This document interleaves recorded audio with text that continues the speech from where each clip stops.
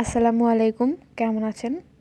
আজকে যেহেতু আমাদের গাছের লাউ রান্না করব, তো ভাবলাম আপনাদের সাথে শেয়ার করা যাক। তো আব্বু লাউ কাটতে যাবে, তো ভাবলাম আম্মুর সাথে যাই। তো আব্বুর সাথে আমিও গিয়েছিলাম।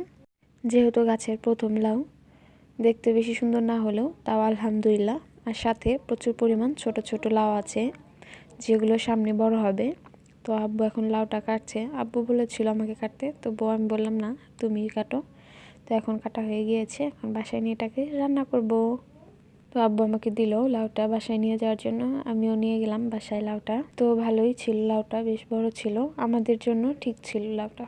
তো আম্মু এখানে লাউটা কেটে নিচ্ছে। আর লাউ খাওয়ার উপযুক্ত সময় কিন্তু শীতকাল। এখন সব সবজি 12 মাস পাওয়া যায়, লাউ 12 মাস পাওয়া গেলেও শীতকালে কিন্তু সব থেকে বেশি ভালো লাগে লাউটা খেতে। আমার কিন্তু শীতকালেই ভালো লাগে। তো আমি এখানে কড়াইতে সরিষার তেল দিয়ে নিয়েছি পরিমাণ মতো।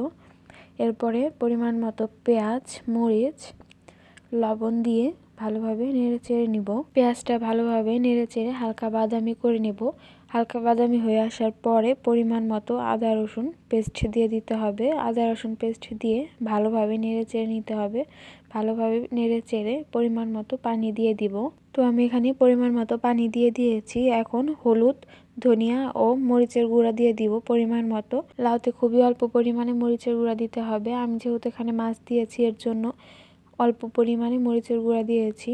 আমার পার্সোনালি লাউ রান্নাতে মরিচের গুঁড়া একদমই ভালো লাগে না, তো আপনাদের ইচ্ছা মতো আপনারা ব্যবহার করবেন। তো আমি এখানে মাছ দিয়ে ভালোভাবে কষিয়ে নিচ্ছি। মাছ কিছুক্ষণ ভালোভাবে কষিয়ে নিতে হবে। তো আমি এখানে মাছ পরিমাণ মতো কষিয়ে নিয়েছি। এখন লাউ দিয়ে দিয়েছি। এখন লাউ ভালোভাবে নেড়ে চেড়ে নিব। লাউ দিয়ে দেওয়ার পরে এখানে ভালোভাবে লাউটা নেড়ে চেড়ে মিশিয়ে নিতে হবে। তো আমি এখানে ভালোভাবে নেড়ে চেড়ে নিচ্ছি লাউটা। এখানে লাউ ভালোভাবে নেড়ে চেড়ে নেওয়া হয়ে গিয়েছে। তো লাউ কষানো হয়ে গেলে লাউটা কমে আসবে, চেপে আসবে, বুঝতেই পারবেন যে লাউ কষানো হয়ে গিয়েছে এবং লাউ থেকে আলাদা একটা পানি বের হবে। তো এখানে খুবই অল্প পরিমাণে পানি দিয়েছি, আমি বুঝে শুনে পানি দিতে হবে।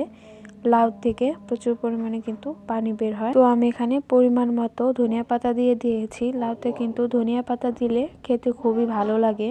তো এদিক দিয়ে আমার লাউ রান্নাটা হয়ে গিয়েছে। এবছরের প্রথম লাউ, আমাদের গাছের ফরমালিন মুক্ত সার ছাড়া লাউ। তো খেয়ে দেখার পালা এখন কেমন হয়েছে। লাউটা খুবই সুন্দর গলেছে, যেহেতু ফরমালিন মুক্ত লাউ, তো খুবই মজা ছিল। আর রান্নাটাও খুবই ভালো হয়েছিল।